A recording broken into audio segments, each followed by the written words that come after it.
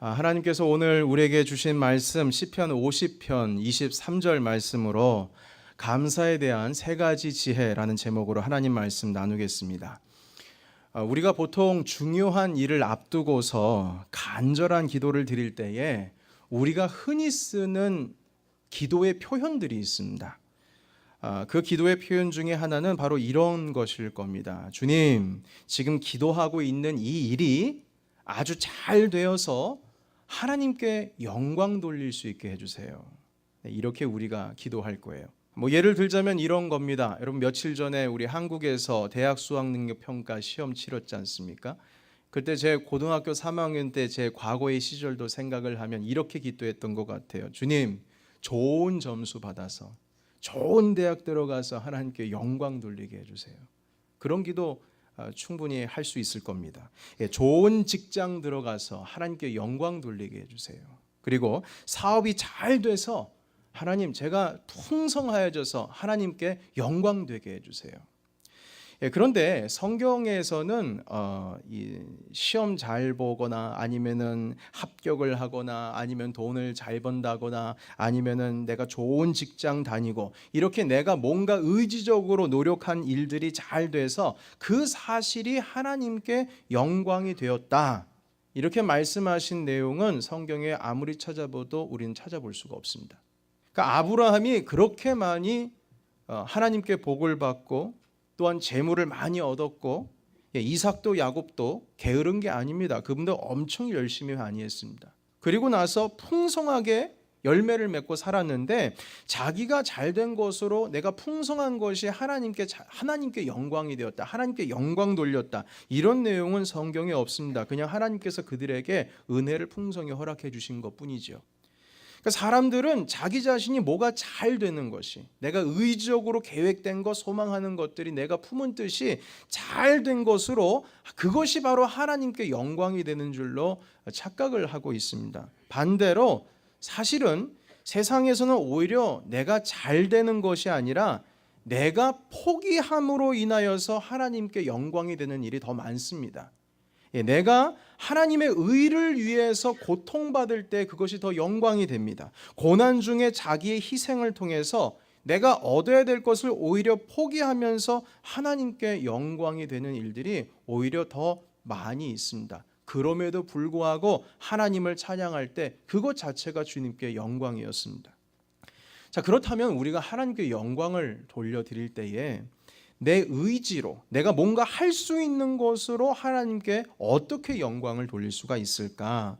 그 방법은 오늘 우리가 읽었던 본문 말씀을 통해서 우리에게 자세하게 가르쳐 주고 계십니다. 우리 다시 한번 시편 50편 23절 말씀 같이 한번 읽어보겠습니다. 시작.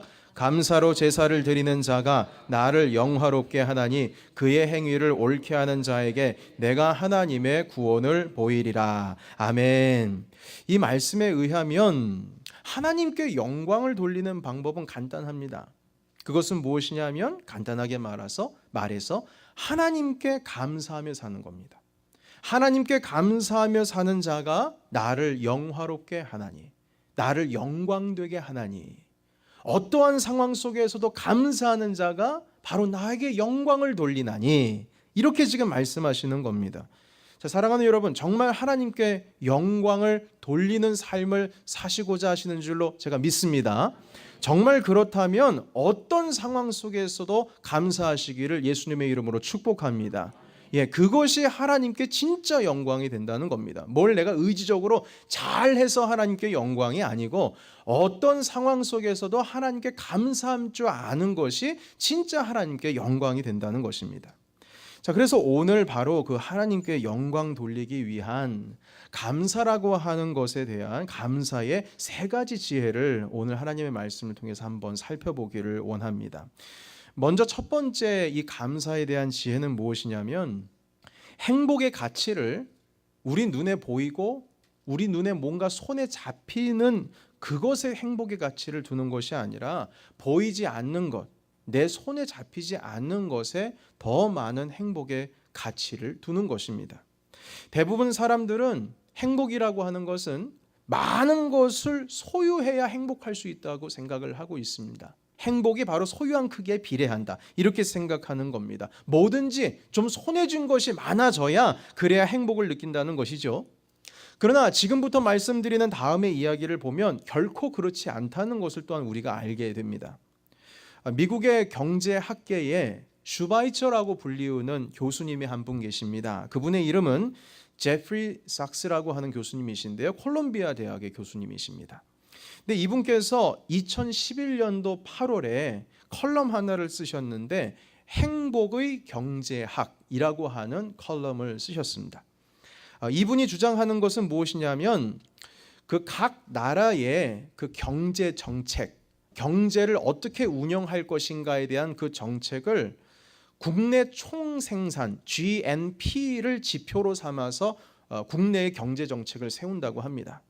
그러나 그것보다는 이 교수님께서 주장하는 것은 무엇이냐면 한 나라의 경제 정책이 GNP를 지표로 해서 세우는 것이 아니라 국민 총 행복 지수를 지표로 해서 삼아야 된다는 겁니다. 다시 말해서 국민들이 행복하지 않은가를 초점으로 세워서 이 경제 정책을 세워야지 다른 것 많이 벌고 국가가 부강해지는 것 그것으로 경제 정책을 지표로 삼아서는 안 된다고 말씀해주고 있습니다. 그 이유는 무엇이냐면 전 세계 가운데 지금 많은 나라들이 지금 상황에 있어서 그러니까 가지고 있는 것, 소유한 것으로 치면 그 총량이 세상의 지금 역사 유래 이래로 정말 너무나도 풍성하고 풍족한 삶을 지금 다 살고 있답니다. 옛날보다 더 잘 살고 있다는 거죠. 많은 나라들이 그렇게 발전을 하고 있다는 겁니다. 그러나 여러분 참 희한한 것은 불안하고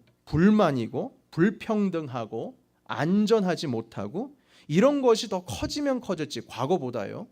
경제가 더 활성화됐다고 해가지고 불안하고 불만이 가득하고 행복하지 못하고 이것은 오히려 과거보다도 퇴화가 되었다 이렇게 말을 해주고 있습니다. 그 제프리 sak스 교수가 2011년도에 유엔 총회에서 어떤 일이 있었냐면 행복을 증진하는 그 국가 정책에 관한 각국 현지를 조사해 달라고 이렇게 문의가 들어왔습니다.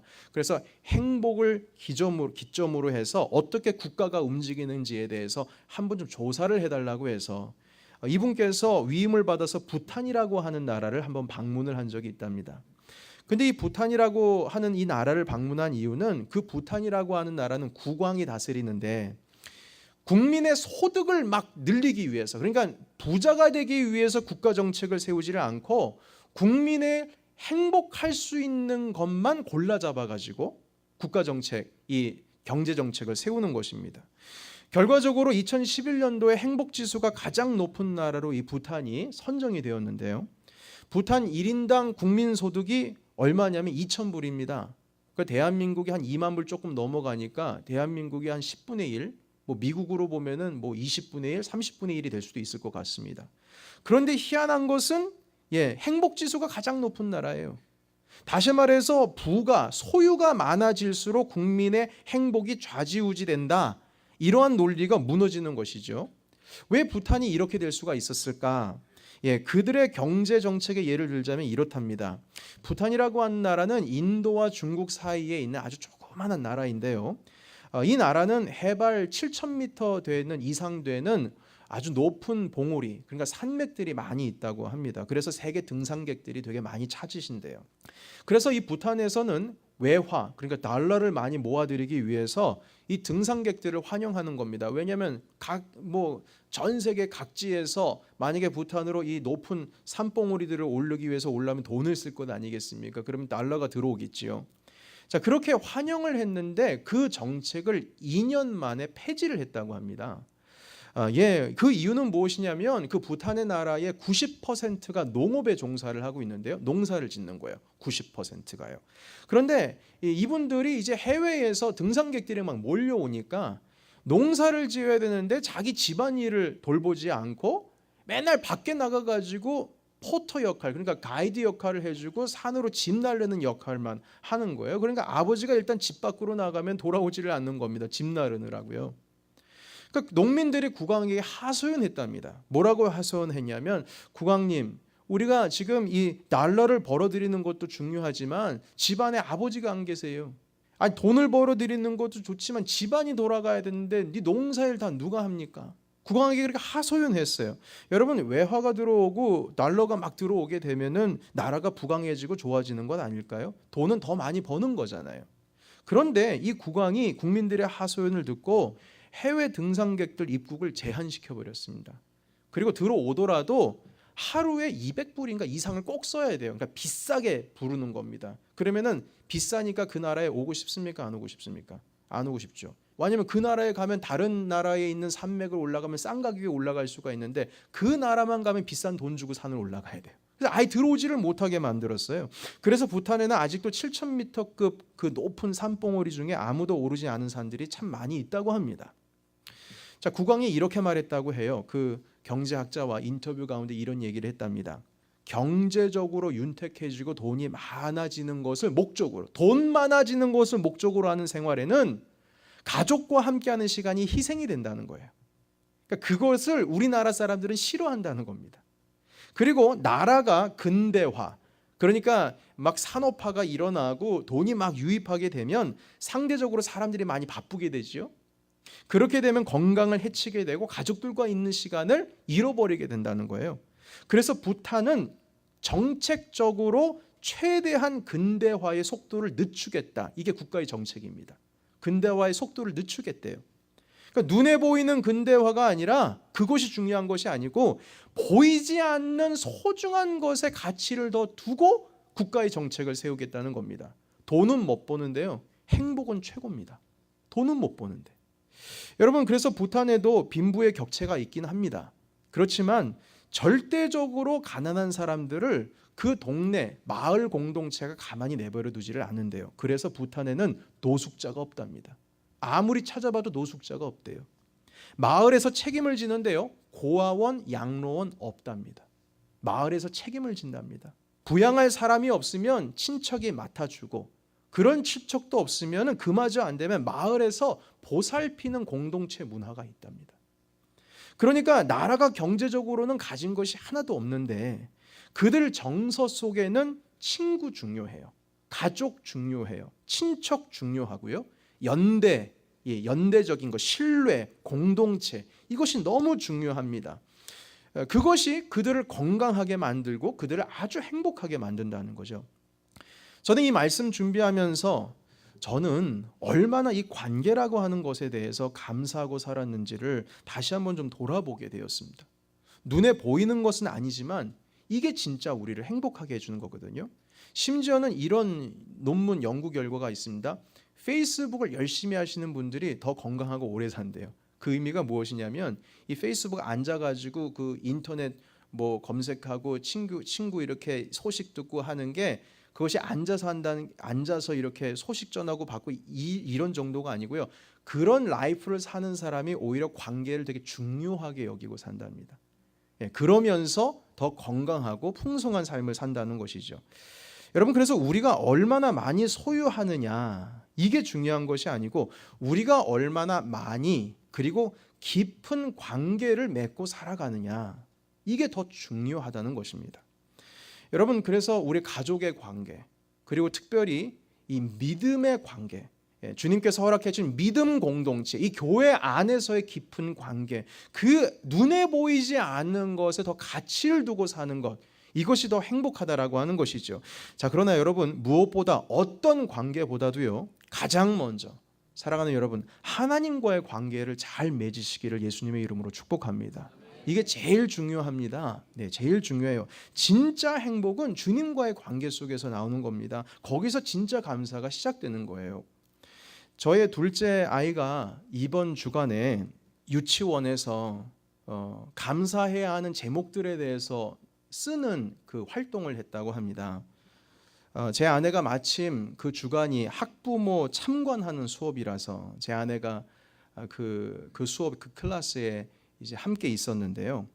제 둘째 딸아이의 그 또래 아이들이 이제 감사의 제목들을 여러 개 쓰더라는 겁니다. 추수감사절 이 시즌이 되면 생각나는 것들이 있잖아요.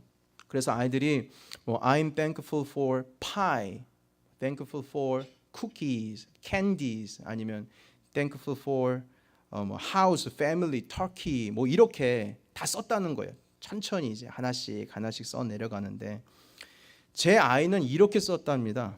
I'm thankful for God. I'm thankful for God. 하나님으로 인하여 감사합니다. 누가 목사 딸 아니랄까 봐. 제 아내에게 그 이야기를 듣는 순간 제 가슴이 찡했어요. 그러니까 제 딸 아이가 하나님을 그만큼 사랑한다는 것도 참 좋은 소식이지만 제 스스로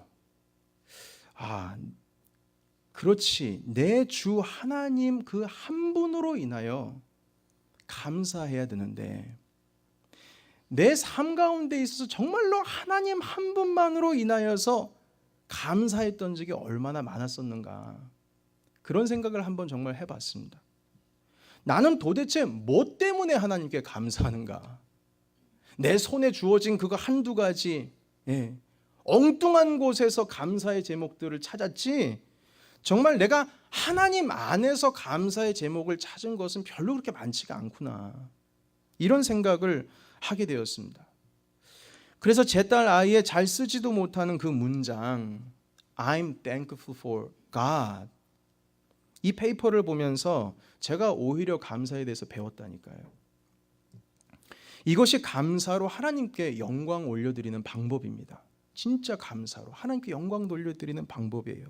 보이는 것 때문에 감사한 것이 아니라 안 보이는 것, 그런데 그 중에서도 뭐 가족과의 관계, 교회 공동체의 관계, 여러 관계, 이것으로 하나님께 영광 올려드리는 것도 있지만 그 중에서도 하나님과의 관계, 그 안에서 여러분 행복과 감사의 조건과 제목들을 찾으시기를 예수님의 이름으로 축복합니다. 아멘. 감사에 대한 두 번째 지혜는 무엇이냐면 평범한 것에 대해서 감사해 보는 겁니다. 여러분, 일상의 평범함에 대해서 우리가 감사한 것을 모르고 그냥 지나갈 때가 참 많이 있습니다. 만약 여러분, 제가 어느 책을 보니까요, 이런 내용이 있습니다.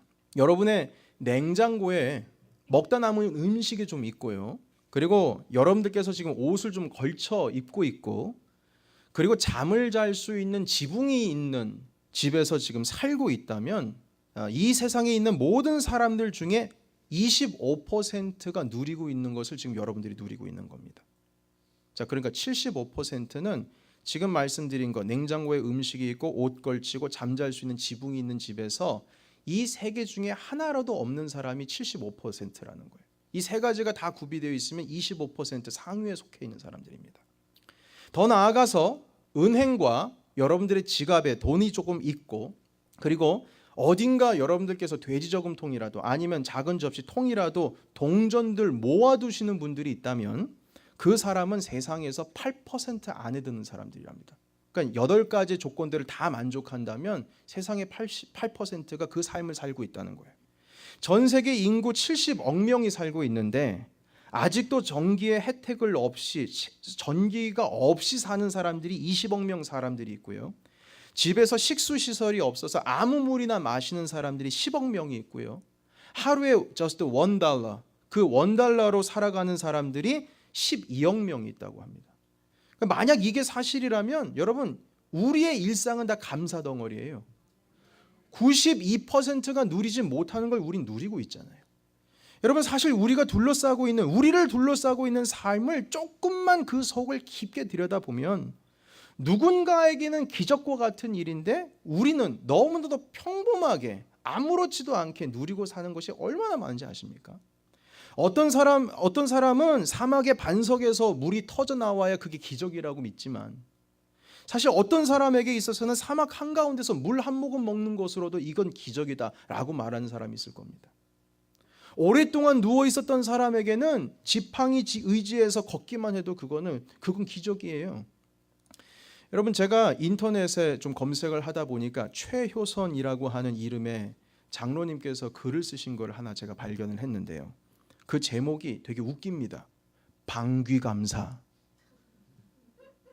갑자기 무슨 설교 시간에 방귀 얘기냐, 목사님 너무 경건치 많습니다, 이렇게 생각할 수 있을지 모르겠지만 잘 들어보시면 여러분 고개 끄덕끄덕 거리실 겁니다. 이 글 쓰신 장로님께서 아프셔서 배 가르는 수술을 하셨대요. 외과 수술을 하셨는데 하루가 지나니까요, 점심 식사 시간대가 됐는데 병원 점심 챙겨주시는 아주머니가 오셔서 대뜸 물었답니다. 아저씨 방귀 나왔어요? 그러자 장로님이 아니요 했더니 방귀 나오면 꼭 얘기하세요. 제가 죽 드리겠습니다. 이렇게 얘기를 했대요. 그러니까 수술 후에는 당연히 이 가스가 빨리 빠져나와야 그래야 식사를 할 수 있지 않습니까? 그건 다 아시는 사실이니까요. 그러니까 수술 경험이 있으신 분들은 경험을 해보셨을 겁니다. 의사가 회진을 하는데 오셔가지고 또 물어보더라는 거예요. 선생님 방귀 나왔습니까? 아니요. 운동 많이 하십시오. 그래야 빨리 나옵니다. 아내가 들어왔습니다. 여보 방귀 나왔어요? 전에는 맨날 방귀 낀다고 뭐라 그러더니 지금은 학수고대하는 겁니다. 주여 주여. 그리고 나서 목사님이 들어오셨어요. 장로님 방귀 나왔어요? 아닙니다 목사님. 그랬더니 목사님께서 기도합시다. 주여 빨리 나오게 해달라고. 여러분 수술받은 이 장로님께서 이렇게 글을 쓰셨습니다. 그 글을 그대로 제가 읽어드리겠습니다.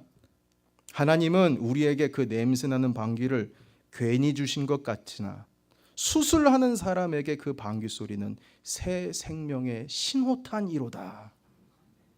아멘 해야 되는 거 아닌가요? 그 소리가 나야 뭐라도 먹을 수 있는 거예요. 그게 이 속 안에서 그게 나와야 다시 온몸이 정상으로 돌아가고 있다라고 하는 사인입니다. 우리는 허구한 날 방귀 뀌고 살고 있지만 그게 얼마나 소중한지 모르고 살고 있지 않습니까? 당연하다고 생각한 그것이 누군가에게는 무한 감사거리입니다. 우리가 하찮게 여기는 그것이 사실 엄청나게 큰 감사의 제목이라는 거죠. 평범한 일상에서 감사의 제목을 발견하는 것만으로도 우리는 정말 하나님께 영광 돌리는 겁니다. 하나님께서는 우리가 생각하는 그 하찮은 것을 하찮게 주신 게 아니에요. 우리는 하찮게 여길 수 있을지 모르겠지만 그 하찮게 생각하는 평범한 것들은 다 우리를 향하신 하나님의 사랑이 다 그 안에 있는 겁니다. 너무나 소중한 거예요. 우리는 하찮게 여길 뿐이지요. 그러나 주님께서는 하찮게 여기셔서 우리에게 그냥 주신 게 아니라니까요. 너무나 소중한, 주님이 우리를 너무나 사랑해 주셔서 허락해 주신 것인데 우린 그걸 모르면서 살아가고 있어요. 여러분 이것도 모르면서 살아가는 우리가 무슨 주님 제가 이걸 잘함으로 인해서 하나님께 영광되게 해주세요? 여러분 작은 일에 감사 못하는 사람이 어떻게 큰 일에 감사할 수가 있겠습니까? 여러분 이미 우리는 온 세상의 사람들이 92%가 누리지 못하는 것을 누리면서 살고 있지 않습니까? 우리에게서는 평범한 것이 그들에게는 기적과 같은 거예요. 우리에게 평범한 것이 그들에게는 너무나 감사한 일인 겁니다. 그렇다면 왜 그들에게는 행복하고 감사한 일이 우리에게는 행복하고 감사한 일이 되지가 못할까요? 그것은 평범한 것을 감사하지 못한 바로 우리를 향하신 하나님의 사랑을 우리가 잘 모르기 때문인 겁니다. 그래서 평범한 것에 진짜 감사할 때 그것이 정말로 주님께 영광 돌려드리는 삶이심을 믿으시기를 축복합니다. 아멘. 마지막으로 감사에 대한 세 번째 지혜는 여러분께 주어진 것에 대해서 충분히 만족하며 사는 겁니다. 여러분 우리가 감사 생활을 못하는 이유 중에 가장 큰 이유는 우리 안에 있는 욕심과 탐심 때문입니다. 그 탐심은 세상의 어떤 것으로도 치울 수가 없어요. 한번 탐심이 들어오면요 이 독에 밑 빠진 독입니다. 아무리 봐도 다 빠져나가요. 욕심과 감사는 함께 공존을 할 수가 없습니다. 욕심은 사탄에게 속한 것이고 감사는 하나님께 속한 것입니다. 현재 하나님께서 주신 은혜를 충분히 만족할 수 없다면 그것은 감사가 아니라 분명히 불평이 있을 겁니다. 욕심이 결국 나 자신을 불행하게 만드는 것이죠. 여러분 이 말씀은요 여러분께서 더 큰 것을 소망하지 말라는 뜻이 아닙니다. 소망해야지요. 지금에서 더 나아가야죠. 더 큰 것을 하나님께서 주실 줄 믿고 또 구해야죠. 그 소망하는 것을 나쁘다고 하는 것이 아니고요. 다만 하나님께서 지금 주신 그 현재의 삶을 만족하면서 충분히 만족하면서 살아가라고 하는 뜻입니다. 여기에 대한 만족이 없이 더 큰 것을 바라면 그건 감사가 아니고요. 욕심이고요. 그리고 불평이 될 수가 있습니다. 충분히 지금 주신 것에 대해서 만족하고 감사해야 됩니다. 영국의 한 귀부인이 부엌에서 일하는 하녀 한 명이 다른 하녀에게 하는 말을 밖에서 우연히 들었답니다. 뭐라고 얘기하는 걸 들었냐면, 지금 나에게 5파운드만 있으면 정말 행복할 텐데, 이 이야기를 들었다는 거예요. 이 귀부인께서 우연히 들었는데, 아니 자기 자신에게는 아무것도 아닌 5파운드가 하녀에게는 엄청나게 큰 행복거리가 되니까 그 아이에게 내가 좀 행복을 나눠줘야 되겠다고 싶어서 부엌 문을 열고 들어갔어요. 그리고 내 밖에서 우연히 들었는데 너 5파운드 필요한가 보네, 내가 주겠다. 그러니까 받아가지고 이 하인이 너무 기뻐하는 거예요. 너무 기뻐하는 거예요. 예. 그래서 감사합니다. 그래, 네가 이것 때문에 기뻐한다니 내 마음도 좋구나. 그리고 그 부엌 밖으로 나왔어요. 그런데 부엌 밖으로 나오자마자 그 부엌 안에서 다시 소리가 들렸습니다. 그 하인이 또 뭐라고 그랬냐면, 난 참 바보야. 왜 10파운드라고 말을 못했을까? 그러니까 여러분, 자기가 원하는 것을 소유하고도 그걸 감사하지를 못하니까 불평이 곧바로 나와버리는 거예요. 아니 5파운드가 있으면 행복하다고 하는 사람이 5파운드가 주어졌는데 왜 갑자기 불만이 나옵니까? 왜 내가 그때 당시에 10파운드가 있으면 행복할 걸 왜 그 말을 못했을까? 이겁니다. 결국에는 이 5파운드면 행복할 것이라고 하는 그 마음이 욕심에 빼앗겨 버려서 5파운드를 소유하고도 그 삶이 행복하지가 않은 거예요. 누리지를 못하는 겁니다. 여러분, 시간 한번 되시면요, 노트를 펼쳐 놓으시고 왼쪽에는 여러분들께서 불만족스러운 거, 불평하는 거, 그리고 왼쪽에는 그걸 써오시고 오른쪽에는 감사한 것들, 참 충분히 내 마음 가운데 만족한 것들을 한번 써 놓으시기 바랍니다. 한번 해보시면 아시겠지만 왼쪽 변, 아직 만족하지 못하고 불평할 수 있는 일에 대해서는요, 여러분 만약에 30줄이라면 그 칸 순식간에 다 채울 겁니다, 여러분. 그런데 오른쪽 기쁘고 감사한 일에는 쉽게 채우지 못할걸요. 머리 극적극적거리면서 내가 뭘 감사했을까? 결국에는 다 채우지 못하시는 분들도 있습니다. 그것이 보통 살아가는 사람들의 모습이에요. 이미 주어진 것에 대한 감사가 없이 얼마나 우리가 모르고 살아가고 있는지를 우리가 그 사실을 모릅니다. 이미 주님께서는 주셨고 이미 주님께서는 우리가 구해서 주셨는데 그냥 밑빠진 독에 욕심이 가득하다 보니까, 탐심이 있다 보니까 아무리 부어도 지금 현재의 삶의 만족을 충분히 하지를 못하니까 불평이 나오는 것입니다. 여러분, 우리에게 이미 주어진 것, 평범한 것, 그것은 어느 누군가에게는 진짜 놀라운 일이고 감사한 일입니다. 한번 곰곰이 생각해 보시면 하나님께서 정말 우리를 얼마나 놀랍게 사랑하시는지 우리가 깨닫게 될 것입니다. 감사의 제목들이 분명히 넘쳐나시게 될 거예요. 자, 사랑하는 여러분, 오늘 추수감사주의를 맞이해서 이번 주간 감사의 제목들을 한번 세어보시면서 한번 보내보시면 너무나도 좋겠습니다. 주님께서 우리에게 감사에 대한 3가지를 오늘 허락하여 주셨는데 부디 하나님께서 여러분들에게 주신 그 감사의 제목들을 많이 찾으시고 충분히 누리시면서 하나님께 영광 돌리시기를 축복합니다. 행복의 마음을 다른 곳에 뺏기지 마시고 감사함으로 그 기쁨을 충분히 누리시기를 다시 한번 예수 그리스도의 이름으로 축원합니다. 축원합니다.